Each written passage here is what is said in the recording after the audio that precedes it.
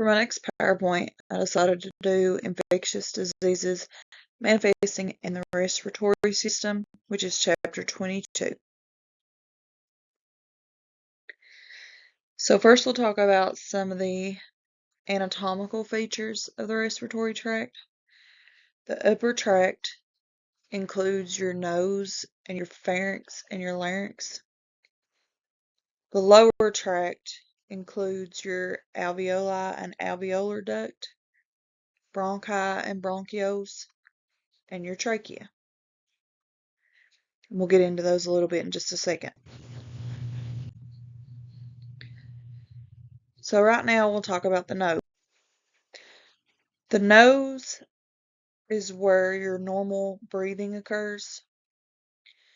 It is an air conditioner for your pathways, or your airways. The natural mucosa in the nose is the first line of defense against air particles. Cilia and mucus of the nose help filter out large particles. So next we have your pharynx and your larynx. This conditions the air you take in. It also humidifies and warms that air. It contrives to separate ingested material from inhaled gas.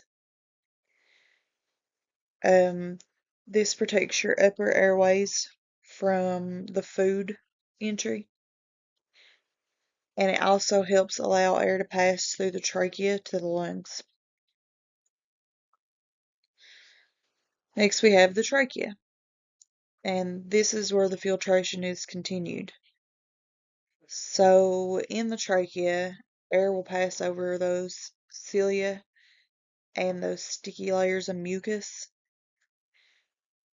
The trachea is also where cells of the immune system are transported, and part of that is the lymphocytes and the macrophages. So they help trap and destroy any foreign particles. The bronchi and bronchioles, these moisturize the air you breathe. They are lined with cells that create mucus, and that mucus actually traps bacteria, viruses, and fungi to prevent infection. Last, we have your alveolar ducts and your alveoli. So these are your first line of defense to your lower pathways. They send out the macrophages to ingest and destroy bacteria and viruses. And this has the pulmonary phagocytic system, which immobilizes, kills, and walls off any invading bacteria. So we'll talk about some of the normal microbiota that are found commonly in the respiratory tract. First, we have Haemophilus influenza, which is commonly found in the nasopharynx. Staphylococcus aureus, which is commonly found in your respiratory tract. We have Neisseria meningitis, which is also found in the nasopharynx. And last, we have diphtheroids, and these are commonly found in those mucous membranes. So next we'll talk about diseases of the respiratory system. We have the common cold, sinusitis, pharyngitis, and otitis media. So the common cold is a viral infection of the nose and throat. Symptoms of this include a runny nose, sneezing, and congestion. It's usually harmless and it's gone within 2 weeks.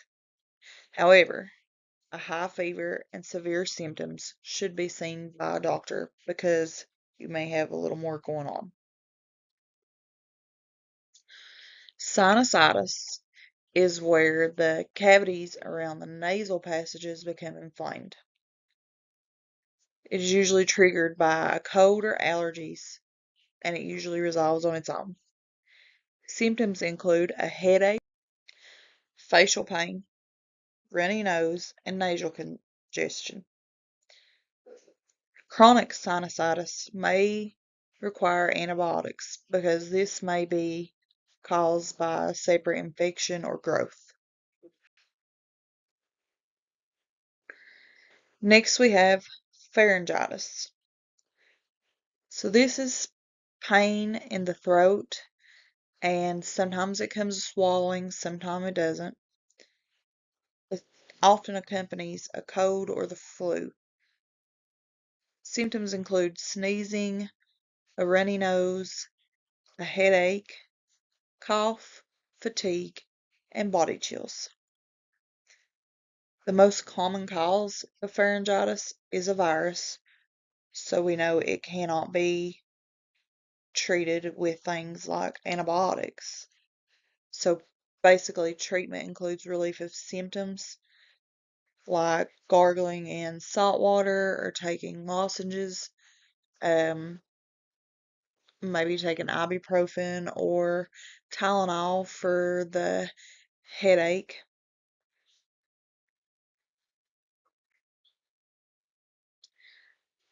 Next is otitis media, which is an infection of the air-filled space behind the eardrum, which is the middle ear. This is usually caused by a bacteria or a virus. Symptoms include ear pain and fever. Sometimes there may be drainage coming from the ear. Most of these go away on their own, but some may need antibiotic treatment.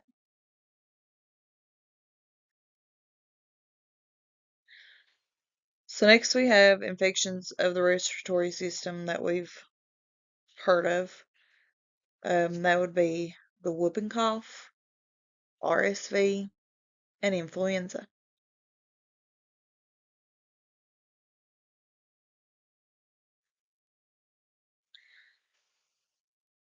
So with the whooping cough, it is highly contagious and it is a respiratory tract infection.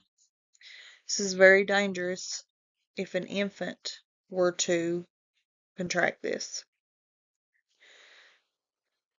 Symptoms include a cough that sounds like a whoop. It's very distinguished. It's very different from a normal cough. They may have a runny nose, some nasal congestion, and possibly sneezing. There are 3 stages of the whooping cough: the catarrhal phase, proximal phase, and the convalescent phase. Vaccination is the main prevention for whooping cough. Next, we have influenza, which is a common viral infection, also known as the flu. Symptoms include fever, chills, muscle aches, cough, congestion, runny nose, headache, and fatigue. It attacks the nose, throat, and lungs. Young children, older adults, and pregnant women are at a high risk. Annual vaccination can prevent the flu. Treatment is to alleviate symptoms. Sometimes doctors will write out Tamiflu. RSV, this is spread from person to person from someone who is infected via droplets or direct contact. The early phase includes symptoms like the common cold. In children younger than 3, it may move into the lungs and cause wheezing. In some children, the infection can turn into a severe respiratory disease, and treatment is to relieve symptoms. RSV is very, very scary in younger children.